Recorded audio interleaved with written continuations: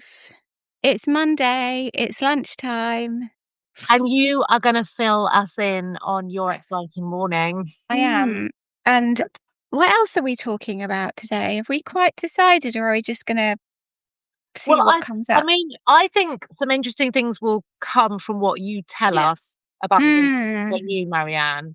But I also do want to explore a bit more of what we were kind of saying last week, a sort of extension to that. Mm. I want to think about how we think others see us and how limiting and inhibiting that is. Yeah. That's quite scary. I want to get some views from the audience as well. Okay. Mm. So, what about how they see you, or how they see No, I don't want themselves? to know that. That's the bit I don't want answers to. I want theirs. I really want to know, like, what are these crazy versions of ourselves we think are walking around in the world, or that other people Well, are go. responding Well, to? go on. Why don't we just start there? Tell us. What are you thinking? Okay, so I think we were saying last week about how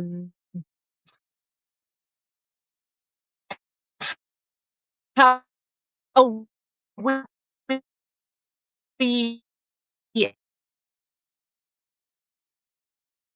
Are you breaking up, Jenna? Is that me? how we No, kind I of think affect it's. I think it's Jen. I think it's Um. me as well. I think it's okay Oh, now. I think I was you shifting. Okay. might need to tell. You might need to tell us all that again. Okay, I'm very sorry about that. I mean, talking of which, I'm deeply sorry. So, what we were saying last week was about how when we try and use our voices out there in the world, we Yes. so often end up shutting ourselves down and kind of telling ourselves, oh my God, that was so embarrassing. What did I say that for? And I think what I want to ask about is a kind of extension of that, really, where how do we think we're seen in the world?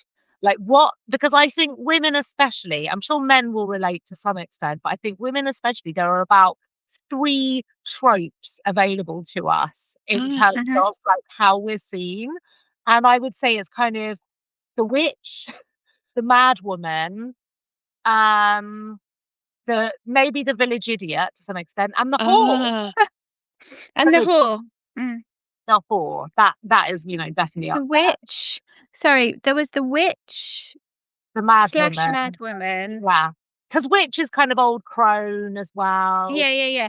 So the whore, the scary. witch, and what was the other one? The whore, the witch, the the the village village idiots. idiots. But there was a fourth. Didn't I just say a fourth? I can't remember. Yeah, but also isn't there The just kind of forgetful the good menopausal. girl? Oh yeah, I the good mean, girl, like Madonna. Yes. yeah, yeah. I mean, I was writing about this last night actually about for a piece that I've got upcoming about this good girl thing. And how the good girl doesn't make waves, or she doesn't say things that Yeah. are controversial or challenging. So I think there's that trope as well, right? I mean, I'm definitely not that. No, but that's the one I think that acts against us the most, like especially when I mean, yeah, as discussed, you don't suffer from it that badly. But I'd say most women are plagued with this kind of oh my God, what did I do? What did I say? In fact, maybe she kind of rules in terms of this idea of, oh, what if I am then seen as whore, Yeah, mad, witch, the disruptor. Mm. Yeah, yeah. That's yes. I mean, the thing is, I think I said the other day that even though I fear that I might be seen like that, it doesn't stop me. So I have the same anxieties about what would people think, but doesn't stop me That's saying or brilliant. doing what I want. So because I think that I would be more frightened of not saying what I thought or felt about something than worrying how it's going to be received. I mean, I don't want to offend people, but yeah, but like when I think about, I feel like I've always been a bit of a Marmite character, that people have either loved me or hated me all my life, and it's probably still the same. um so that's how I feel people think Okay, about me. that's what I was gonna say. That's clearly your image of yourself in terms of what you imagine other people are seeing. Marianne, Yes. what about you? Well, I'm definitely the good girl and have put a lot of energy into being that. So I think most people historically have liked me. And then when I wrote a book about sex, I then started to be saying some things that weren't exactly like mainstream, I suppose. And that was quite scary because I am mostly a kind of people pleasing, be nice, fawning, kind of accommodating other people. So like, yeah, I don't worry that people dislike me, but the last few years I've experienced that fear more, that I'm saying things that are not the norm and not what you're meant to say in polite company. So then I fear I come off quite mad. And Mad. it's okay too. My favorite people are mad. So I don't know why that would be something I fear, because I love it in other people. Well, so the mad people is that say the things. that's what I really, I feel as if when I arrive in a room, people are like, who is that fucking weirdo? Do you really feel that, Jen? Yeah. Okay. Wow. Yeah. I'm like, she's definitely off her rocker or on something. Like she's But do you taken feel something. like you're off your rocker? Well, see, this is interesting to me because I think we all feel on the outside. Like, I think it's a myth that anyone is in group. I think everyone, to some extent, for whatever reason, feels like they're different. They're not fitting in. So I feel that, but I guess my particular flavor of that is, oh Jesus, they just think she is completely crackers. Right. Like I was saying the other day, it's like Angelina Jolie in Girl Interrupted without the looks. Like Jesus, she's back. But I was going to say about this, actually, I was going to say that in my book that I'm currently editing that comes out next year, and I talk about madness being actually freeing and that women can be honest through madness about there's no censor, there's no censor to them. So when you were talking about that, I was thinking, well, you have a choice. You could tame yourself, you could come into the room and you could be quieter. But I imagine that if I asked you, why don't you do that? You might say that would feel dishonest to who you are. Yeah. So actually, if you're coming into a room and feeling too much or mad or whatever, it's just you presenting quite honestly. And how can anyone want you any other way? Like, so I think that maybe you could change the word mad. And I was saying this to a therapist for honest. Why not? Or free. And maybe, Honest and I think that women, do perform and are taught to perform throughout life. I mean, I grew up with a grandmother that was mad, and I saw a woman unleashed in my family who said what she liked, who made strange noises, who, called out and cried out and, did all this weird stuff. And actually, she was the only one that was free because the rest of us were performing, you could say. Yeah, you could say. What do you think about that, therapist? I think you're right. I think but this is what I mean about the ways that we're closed down, and it's so internalized, isn't it? And how crazy that we think that these are notions that are coming from outside when actually they are so entirely driven by us and like various kind of things we've been told and taught. I'm just looking at what Gayla says in the chat. Yeah, I like that. I like this. I'm a witchy crone, held male-dominated jobs most of my life. That's gorgeous. Does anyone and also the else have anything? The witchy crone, of course, is also the wise woman. So I feel that I'm now coming to my wise woman era, and I can fully inhabit that. And Sharon Blackie talks about that, doesn't she? The wise woman. And so, I kind of feel, I just think it's very interesting how, I think your question also is in in this kind of how do people see us, it's like, how do we think they want us to perform for them? That's the sort of extension of the question as well. And this and where do we get the ideas of how women are meant to be performing in the world? Yes. Yes. And how limited that is, like how limited the repertoire is for us. Yeah. I mean, so maybe this would be a good point for me to say that I've just got back from that meeting at the school. Yes. Do you want to fill people in on the background if they haven't read? Yeah. So I went to a school meeting last week, which was about the camping trip, and they said, which they always say, no strappy tops, no short shorts, no crop tops. And if they're wearing swimsuits in the lake that they're in, they need to have a t-shirt and shorts on top. And I wrote about this today. I published the letter that I sent to the head teacher about this. And in the assembly, I said to them, why do they need to wear shorts over their swimming costumes? And the answer was for modesty. And then I was like, modesty? And then they said they're going to be working with instructors, presumably, the inference being they're male. And then I really wanted to go, oh my God, are they not DBS checked? Are they all paedophiles? But I didn't. He said I just sort of rolled my eyes, went, and sort of slunk down in the front seat of the school hall like I was the year 9 student. Anyway, I wrote an email to the head teacher, which I published today, and she amazingly invited me to go and talk to her about it today. I then followed up with like an essay with citations about all the bits that I was complaining about, which is A, language that we use to girls when policing uniform that tips into policing of the body, and B, what we're teaching girls about the commentary that they should receive about their bodies as they go through life. And I feel that school are doing the groundwork in terms of that. And so when I said, where are we learning how we're meant to perform as women? I would say that schools have got a lot to answer for this, wittingly or unwittingly, the messages that they are giving to girls. I mean, and boys as well, of course, but my daughter goes to a girls' school. So yeah, that is the meeting that I've just come from.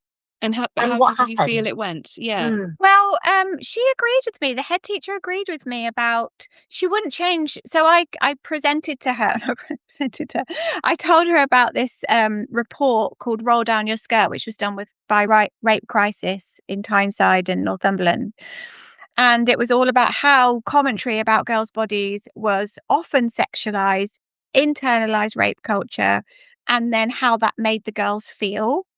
And so we talked a lot about where these comments are coming from, and how internalized that is, and then sort of, so half of it was about language and half of it was about whether it's good to comment on girls' bodies anyway, and if girls should just accept that. And I said that I definitely noticed the commentary became worse as my daughter got into puberty and bloomed.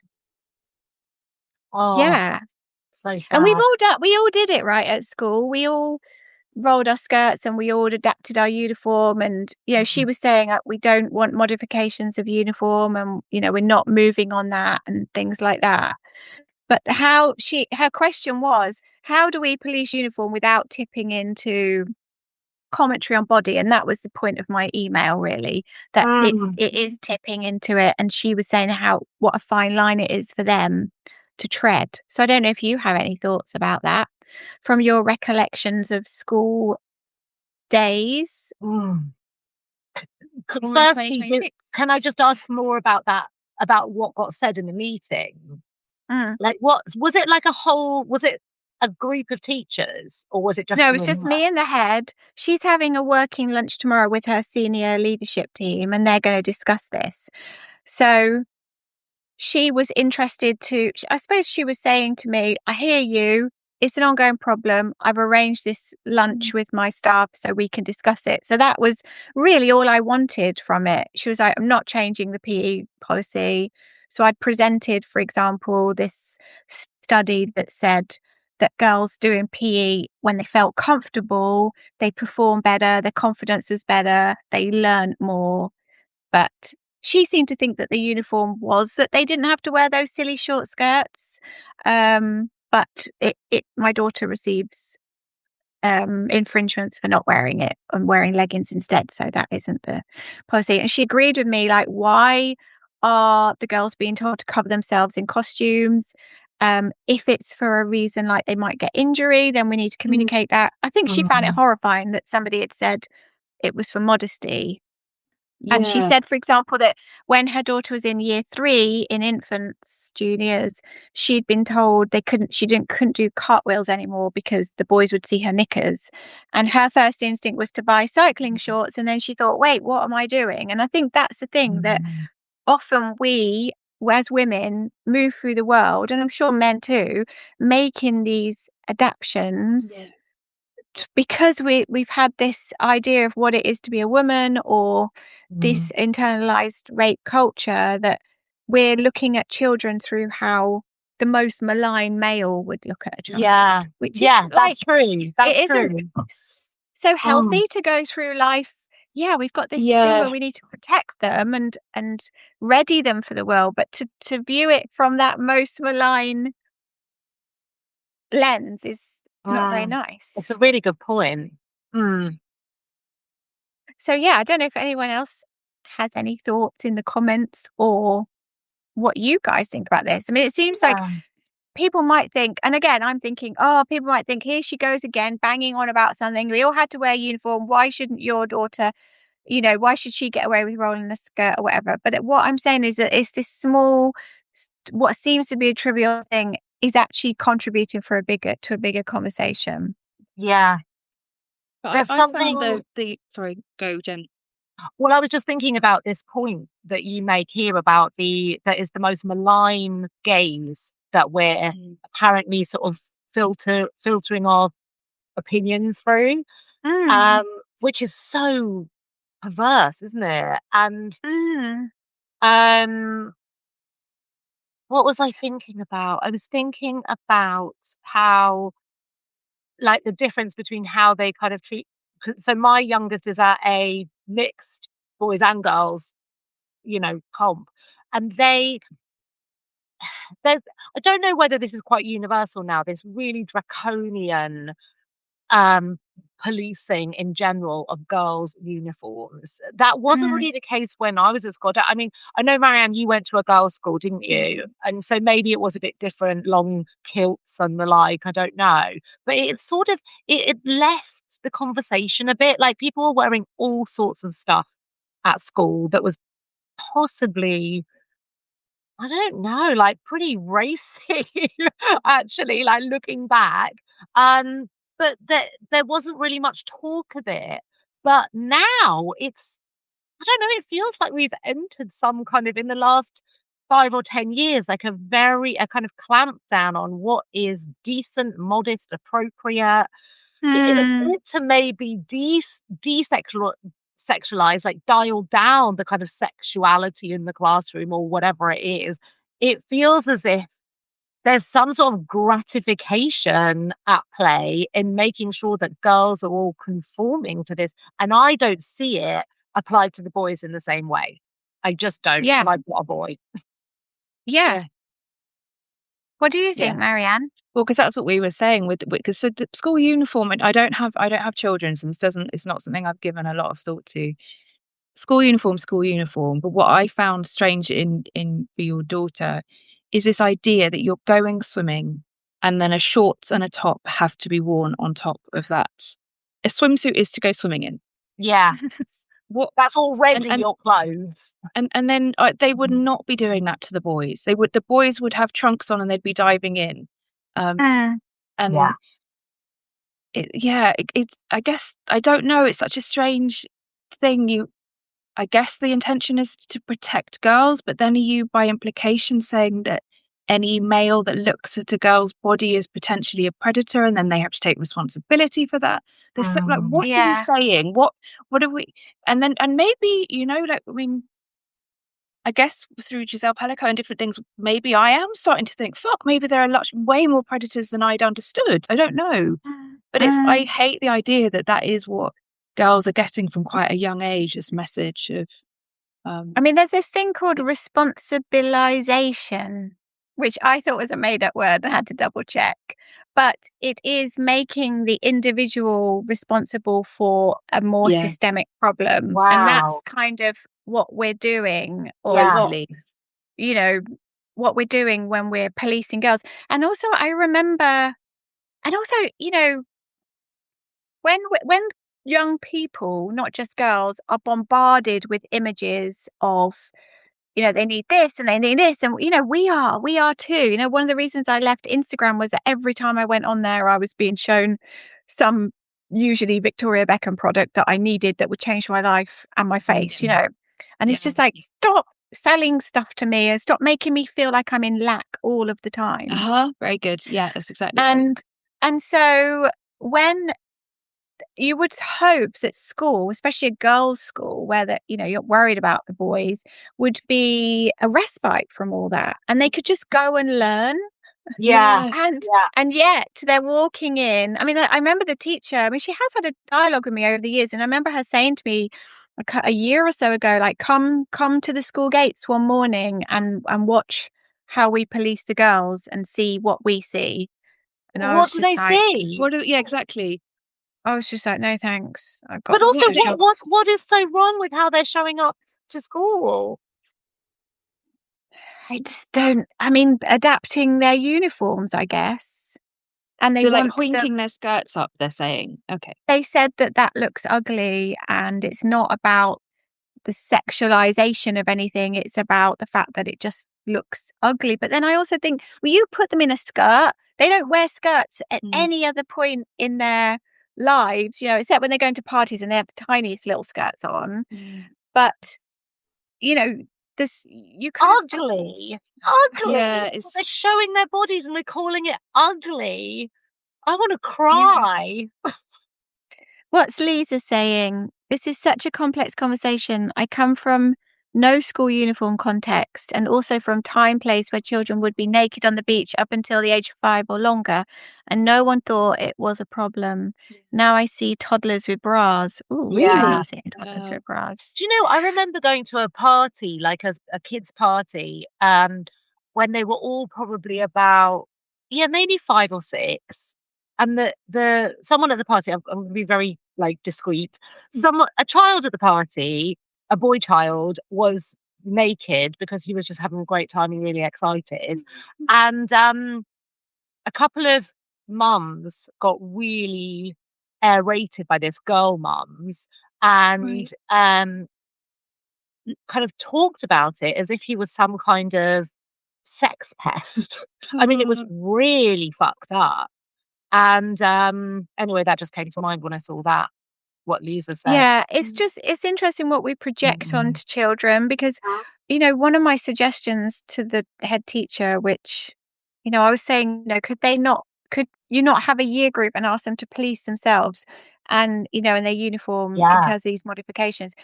And I do not believe that the word modesty would be used once. This is a very adult word, I think.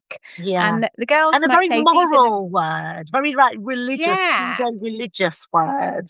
yeah. And this, the girls, what does it mean to them? I don't believe that word means anything to them apart from what's been instilled in them as, by adults.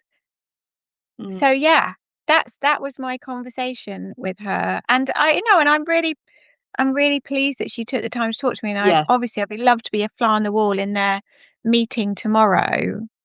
And all the various resources I've given them. I feel my heart bleeds for teachers. It's especially these days, like, what an impossible job. Like, they were having to this week.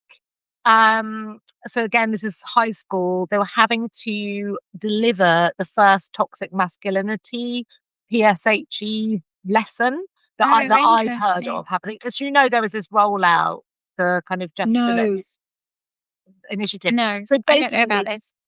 So I think it was last year they decided, right, enough's enough. As part of the Borg stuff, we really need to start doing things in schools. So, like, all power to them, and all gratitude to them that they're trying to do something. I mean, God forbid, it should not be on them to do this. And when female teachers especially are like as much recipients of this often now, it's like, yeah, it's a big ask. But anyway, how it happened was apparently, and so this is like testimonial from child, so I don't quite know how true, but they got split. So the boys and the girls were split up, and boys went into a toxic masculinity session, and girls went into. And I said, what were the girls being talked to about? And he went, I don't know, patriarchy, I think, like something like that. So, but split. And my Why? beef always is, why are we splitting them? Like, is this Yes. not where the problem lies? I think also, there's so many conversations about how boys are raising boys in this, and I certainly don't want to demonize boys. I think a lot is projected onto them, but you cannot have equality without the male and the female. It's not possible, and I write a lot about male violence, and I'm not saying not all men. I'm sick of saying that. Someone else can say that for me, but I always want men to be part of that conversation about it. And the other thing I want to say that I mentioned to the head teacher today was that when I talk to Gracie's male friends, and there's a lot of them that come round here, and I say, like, how's school? They first thing they say is teachers are rude to me. They all say that, don't they? It's just like Marianne, we wouldn't even think to say that teachers are rude to us when we were kids, would we? But that's Teachers are always their rude to tone. Teachers are them. rude to me. Yeah, oh yeah, they all say it, yeah.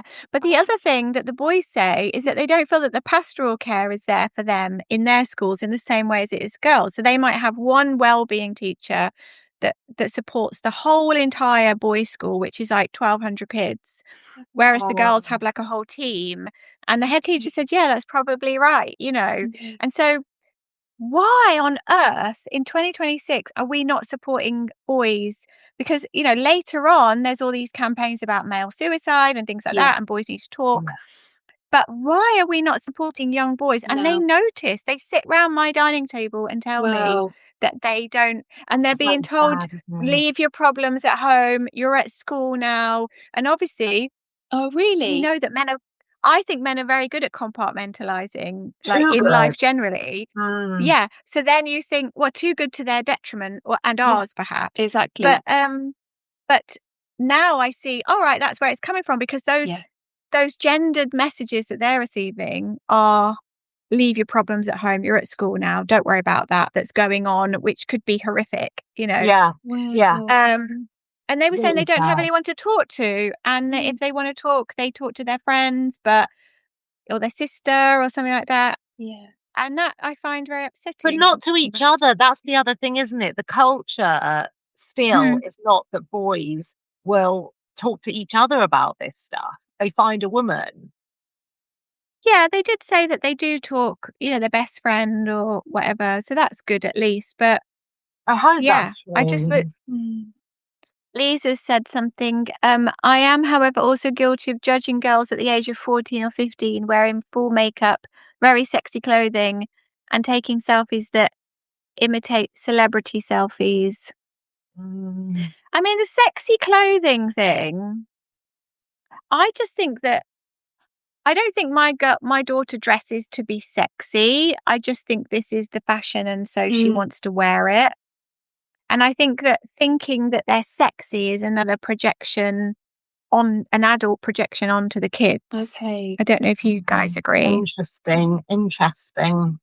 Because they're not having sex, so why would they want to be sexy? They are children, aren't they? I mean, at the end of the day, like I think this is what we understand as adults now, which obviously at the time we didn't know ourselves. Yeah. But I think we now realize, and it's like, Anna, when you say about this, the kind of malign gaze, we have the capacity now to realize like how we are, what we're doing here, like what we are putting onto these kids and where that's maybe coming from in ourselves. But I think a lot of adults are still clearly going to be in denial about, where things like the gaze, like what this, where the structure of this gaze comes from, and how we're fed it. I mean, I end up talking so much in my therapy sessions now about massive societal, structural, systemic matters and realities, because I just don't think we can interrogate ourselves properly and take proper responsibility for ourselves unless we understand. But first of all, we kind of have to be compassionate to us about where it is we've learned this stuff from.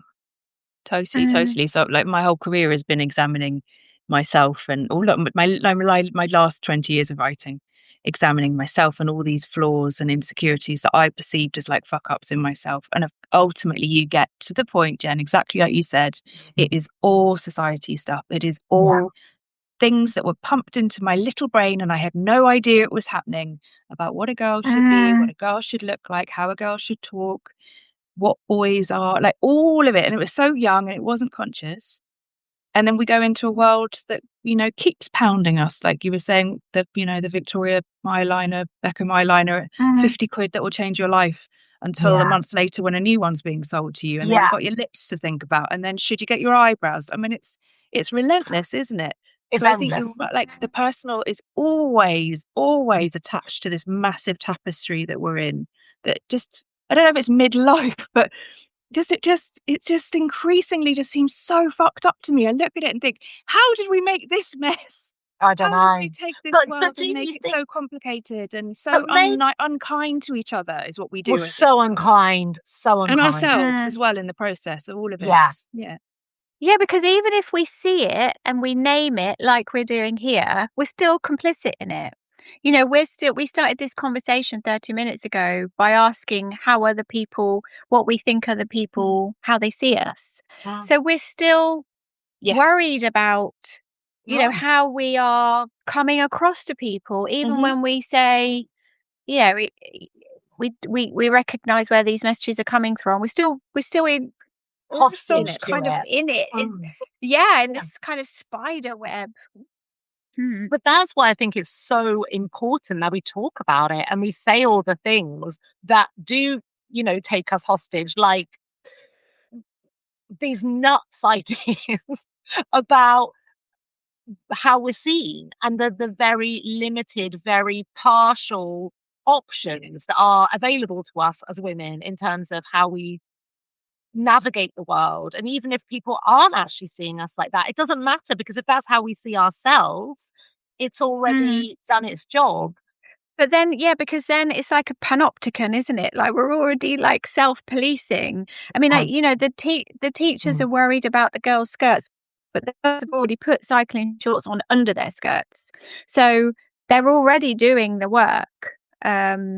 They're not doing it so that they roll their skirt to show their knickers. They're already covering themselves up. So, but we're constantly this, and that this is what, like, because I think you mentioned in one of the messages earlier, was there a ruler involved at some point measuring skirts? Oh yeah. So I think it was at the beginning of last year, so year 8. They had this new system where, I hated this so much. So many emails I sent to the school. They got a lanyard and put it around the girl's neck, which included the rules inside. And then there was a grid, and then teachers could stop them. I've written about this. Teachers could stop them. Oh, yes. Yeah, and actually, Cherry, the Victoria Beckham eyeliner, I just love it. The teachers could stop them and like sort of a stop and search type thing, and they could say, "Show me your lanyard." Right, eyelashes, no. Skirt, no. Blah blah blah, and you get 3 infringements. You get a detention. So I wrote to the head teacher saying that it looks like something out of The Handmaid's Tale. These girls walking around with these lanyards, blah blah blah. And I was so against them. They told us at the end of year 7, but it got to the point where their male teacher, they were having to stand up behind their desks at registration every morning, and he would go around and check the length of their skirt. And I just said to her, what message does it send about men's right to comment on their bodies through their entire lives. And I also said to her today, so what if they're walking up the stairs and you can see their bum? Because my daughter's had that said to her by a teacher, like, I can see your bum when you walk up the stairs. Don't look then. Because I said to her, say for example, they're on this trip and they're wearing a cozy and they're doing something active and their boob is visible, over their costume or something, not hanging out, but I mean, just don't look then. Let another girl say that to a girl, to the student. I said, if a boy was abseiling and a teacher looked up and saw his ball hanging down from loose shorts, he would look away. He wouldn't say Yeah, he something to wouldn't him. say anything. Agreed. And she agreed, like, boys do not receive that commentary on their bodies, but girls are fair game. And then that leads on to catcalling, and then that leads on to, well, catcalling, exposing yourself as well. That's a sort of gateway drug to more serious sexual offences. So it's all entwined, this big, horrible cobweb that we're in. But it also, Anna, plays into another thing you've written about, which is commenting or not commenting, telling Gracie she's beautiful and pretty, not leading with that as the compliment. And this examination of skirt lengths and uniforms, it's all playing into this idea that girls' appearance and their clothes and what messages, that is like how much of their school time is being taken up with that kind of thought. Like that is such a and also, primary... school uniform, it's not mandatory. It's just a recommendation. There's no legal basis for school uniform. So none of them, they could go into school tomorrow. So this ruler business, like as if he's actually in the police, is optional. So basically then he's chosen. Literally, he's chosen. Well, they're encouraged. But he has a choice. He can say, no, I don't want to do that. That's weird. I mean, I just don't know. It's such a difficult thing, and it's so I don't know what to say. I find it ridiculous. But it is ridiculous. But it's as if it's the law. I think that's what we're up against. We were saying last time about, or was it on our? I think it was on our chat. I'm just going to charge my computer. How impossible it is as a woman to get properly heard, like in the courts, for example. Oh, yeah. And if what we're talking about now is essentially a kind of pseudo-legal system that is stacking up against us in these institutions like school from the very earliest ages, then of course we've got no hope when it comes to the actual legal system listening to us, taking us seriously, respecting our bodies, what we have to say for ourselves, what we're feeling. We haven't got a hope because this effectively is telling us from earliest point, the law as we see it and state it, the moral code is that we are starting from basically a very low position and we're different to boys and we're different to men and we're going to be treated that way. Yeah. I mean, yeah. And so it's not, for me, this is not a trivial issue. Because it's prepared. I said, they're doing the groundwork and they're preparing girls for the rest of their lives, which is maybe what school's meant to do, but yeah, but then we can get into how fit is the school system, and I'm not a parent, so I'm not expert, but preparing us for anything in life. There's how it's again, I look back at so much of unhelpful ideas got put into me in my schooling that I don't think malice was there. They were just, they were nuns as well, in fairness. I went to a convent school. But even now, there's so much inner schooling that's about submission, being part of this big system. You're rewarded for silence and sitting still. I don't think kids are meant to be sitting still for hours of every day. How we're kind of training little humans to become big humans. And I don't know. I think there must be more fun, healthy ways to do it. Oh, there must be. And the combination of that, as you say, this sort of really regimented, really kind of unnatural way of putting humans into their day and expecting them to stay there, combined with these poor kids then just being let loose on digital monstrosity like the rest of their lives. So their dopamine is through the roof and they've got nowhere to put it. And then anyone is surprised where they can't focus, they can't sit still, they can't bear to be in an exam hall because they're myopically trained. Is like it's all too much. It is a sensory overload. Yeah, we are overloading them. And that's why they bless you. And that's Bless why you. they can't just like look at a piece of paper and work like we did on paper because it's so boring. So even my daughter is nearly 14, and if she's doing maths homework, it's like some kind of game, which I think, okay, that was fine when she was 7 and she was learning times table, but really 14 and you're still learning, with a game, just doesn't seem.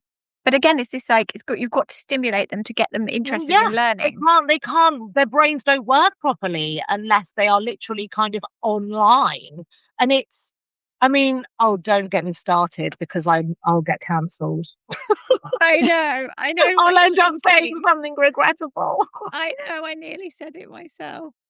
Change the Anyway, subject. change the subject. Okay. Talking of the objectification of women, Rivals. Oh, I watched Rivals. Oh, Marianne, you haven't watched it. I haven't watched it yet, but tell me. Oh, it's just like so funny. I received this message from my friend earlier saying that she watched it with her teenage kids this weekend. And there's this shower scene between Aidan Turner's character Declan O'Hara and his wife Maud, where they're having sex in the shower. And apparently my friend said that her daughter said, she just put her finger up his bum. And apparently my friend said to her, oh no, that couldn't possibly have happened. That's not anatomically possible. I replied, she put her finger up his bum, because I missed that. But anyway, yeah. Apparently, if you're joining now and you've just heard me say she put her finger up his bum with no context, this has been a very serious and intelligent debate up until this point, and I don't really know what to say. Marianne, what have you got to say about this then? Fingers up bums or Rival? You can't wait. You cannot wait. I didn't watch the first series, actually. It's funny, after years of... Yeah, I've been such a heavy TV watcher, and in lockdown it became not a good thing. Mm-hmm. It was really like my numb out, zone out thing. So lately I haven't been that into it, which I'm actually really pleased about. Well so done. It's I'm probably not better. Can I ask what you feel towards our Jilly, though? Oh, I cried. Gorgeous. I cried at the end of the first episode where it came up with her picture. Oh, yeah. Just wanted to check. Some people don't like her, as in think she's a really terrible writer. Well, I don't know. I don't think she can be, because anyone who's written like books that people devour, I just don't see how that can be bad writing. Maybe they're snobs. Maybe. Or they just don't get it. Maybe they just don't get it. It doesn't speak to them or something. Cherry just said, a lot of snobbery around writing. Fascinating how the objectification of men by women is carrying on. Re that finger, Diet Coke / sexy vet, etc. I mean, the thing about Rivals is that it's just fun. It's just an escapism, isn't it, that we kind of all need at the moment. And I've had the chicken song in my head on repeat since Julia Rayside wrote this time last week with a preview of what Rivals had. That has been my earworm. What is the chicken song? Tell me, what's that got to do Marianne, with what the chicken song. It's in episode 3. Classic. You know, the 80s disco classic. Sing it to me. I don't know what it is. I knew she's going to get me. Harder, chicken in the air, stick a deck chair up your nose, jumper, and then bury all your clothes. Paint your left ear green and stretch your wisdom teeth. That one. Almost 3/4 and pretend you're no. Oh my God. When Substack does the clip, worried about what people are going to think of that me. will be one of them. What are people going to think of you now, Anna? Not serious. Not serious at all. Not I was serious. very Mad. serious for like 38 minutes of this live. Just We've if been you so serious. so serious. So yeah, Marianne, you will love it. I want Okay. Marianne, how I'm has sure I your will. week been? Is there anything that you would need to bring to this chat before closing? Well, this is actually quite a big topic, but I Mhm. just interviewed a woman for an article where I'm interviewing lots of people. And it was about the rise in adult kind of workshops where you can learn about sex, like sort of adult sex education. And, like I'm all in favour. I think it's brilliant. And we were talking about her kids and her kids' sex education. And she said that her friend's daughter is 12 and the friend has given her 12-year-old daughter sex toys. And I was surprised at that. 12 felt young to me, but I'm also not a parent, so I don't know. So that is actually what's in my head of like giving your children sex toys and when is an appropriate age, or is that something they could be doing themselves? Anyway, but that is a big topic. That's interesting. Drop Isn't that it? bomb on us. Yeah. That Jen. was a bit of a we can come back, we can mull and come back to that. May have to mull. Yeah. May have to mull. I just don't know. I mean, in I a don't way- yeah, go on. Well, all I'm thinking is like you've only just sort of stopped playing with toys at that point, haven't you? Maybe you still are. I mean, 12 is I think boys are, definitely. Yeah. And also the French students I host, I mean, they come here with at 12, 13, 14 with their little teddies and Yeah. Oh God, imagine if they came with a different kind of pet rabbit. Yeah, Gayla's saying 2 weird sex toys for children. Yeah, it was. I was taken aback. It was my first time hearing of such a thing. vibrator. Yeah. God. Baby's first vibrator. by Tommy. Was Oh it no! Tommy? Hello Kitty, your first vibrator. Sorry, that's terrible. I'd Terrible. love that to be fair. No, this is Interesting, not isn't it? Because 12. like straight away, I wanted to sort of shut it down and make it wrong, and then I was kind of like, well, how do I know? And when is too young? And interesting. I don't know. I mean, I don't I'm think that just there thinking is ahead to her coming into therapy when she's like in her 30s and what the conversations will be. Yeah. Could you just like drop her mum Jen's card just for the future? Just pop it in now. Hopefully I'm still alive by then. Oh my God. I don't know. Yes, Lisa said there's something about making self-pleasuring okay for girls as well as boys. But Yes. exactly, Lisa. Exactly. Yes. Exactly. Because boys and the masturbation is very much part of their talk about growing up, and you're in exactly. And Judy Bloom wrote books. Are You There, God? It's Me, Margaret. Does that have some masturbation in it? I think Maybe. And then what was it? Was Forever? it Forever was the one Oh, where they of course, actually have Forever. sex. Ralph, Hard Against My Thigh. Ralph, oh, Magic. so sweet. Yeah. Yeah, so I don't know. You've stumped us there a little bit, Marianne. We can mull and well move on. done. Yeah, well done. It's not often. I mean, I'm just sort of I'm torn because part of me feels like that's not a mother's job to do that. But whose then is it? Like the next door neighbor? Like is the dad's job? I'm joking. Yeah, it's the teachers. It's the male teachers. He comes around, measures their skirts, and gives them a vibrator. Oh Jesus! God, horrific. Yeah. Yeah, Millie Hill saying the colour purple was where I found out about it, I think. Okay, yeah. Yeah, these little I read that when I was about books. 11 or 12 as well, yeah. I think we're going to have to think about that one, Marianne. Yeah. Well done for bringing a puzzler. Yeah, well done for bringing a puzzler.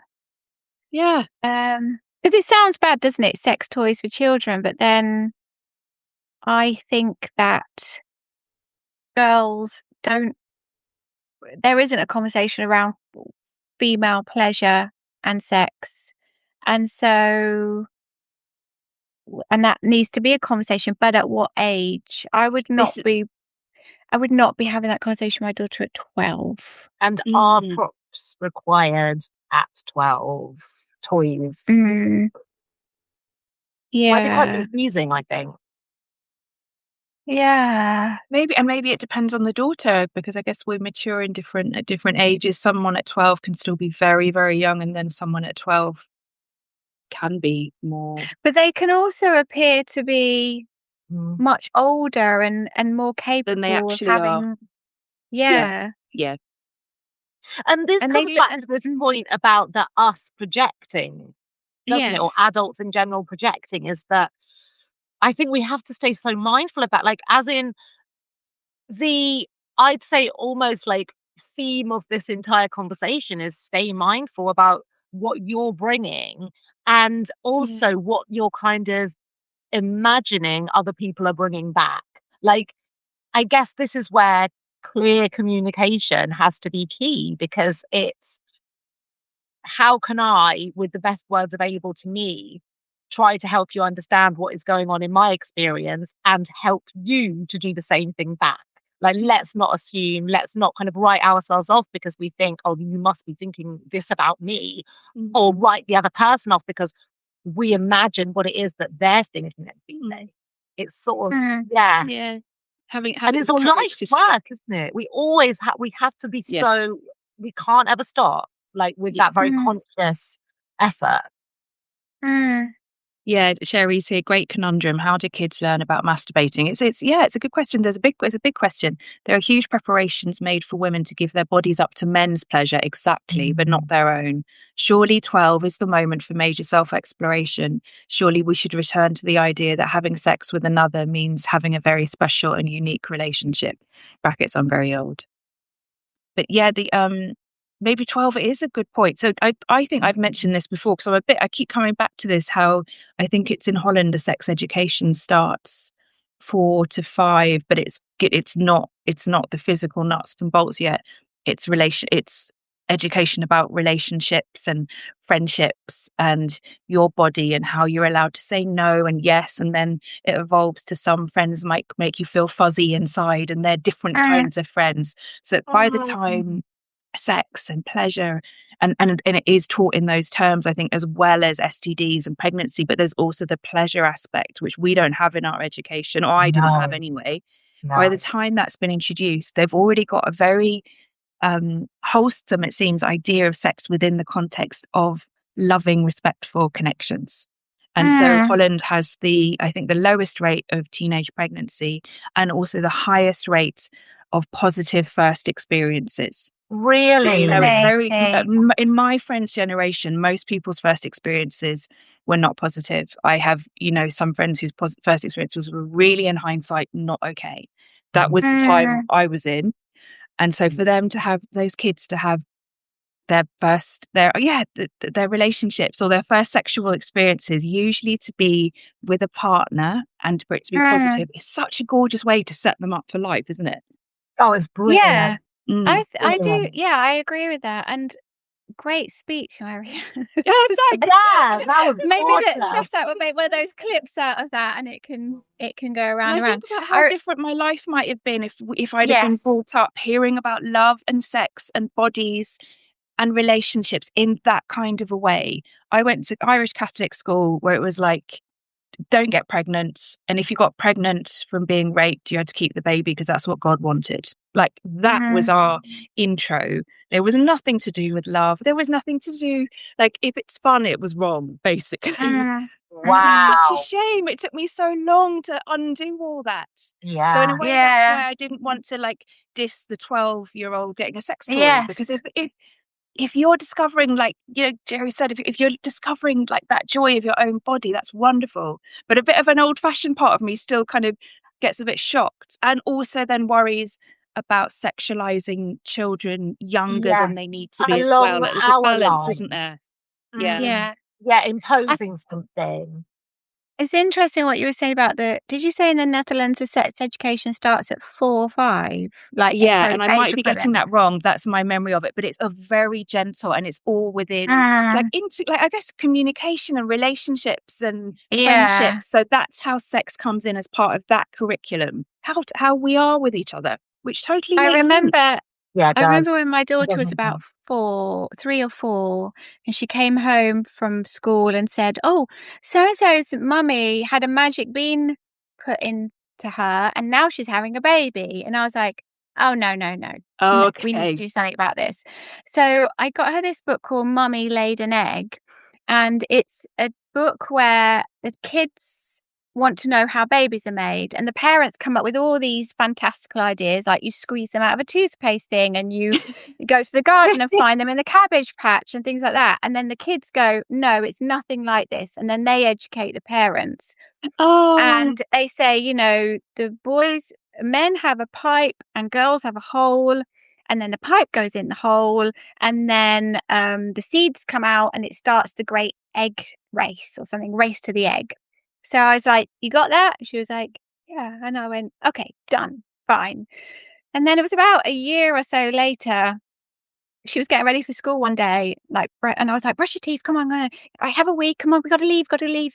And then she was like, "How do I know that how do I know, how do I know how babies are born?" I was like, "Well, here we know, I've been through this. Come on, get your shoes on, blah blah blah." She was like, "Oh, what is it?" And I said, "Well, I said the boys have a pipe, don't they, and the women have a hole, and blah blah blah." And she just went to me. I remember sitting on her going, "That's the pipe." She was so horrified that Oh, really was this pipe she'd learnt about. And, so yeah, pipe does all sound my a bit good sterile and like I a know, sort of, right? Now I think about it, I'm like, "Why does it have yeah, to be a like a pipe?" plastic tube of some. It would be Yeah, that's horrifying to discover yeah. what the pipe The actually 2 was. yeah, she had no idea, but I thought, "Yep, that's done, good done on and me." dusted. Yeah. Millie said, "I think masturbation got edited out of my book for pre-teens." Oh, that's so interesting. But there's a Whoa. reference to it and a whole section about the clitoris with full diagram. That Brilliant, book is Millie. upstairs in my daughter's room, so I'm gonna dash upstairs and have a look at it after this. It's for It's for 9 to 9 12 to year olds. 12-year-olds.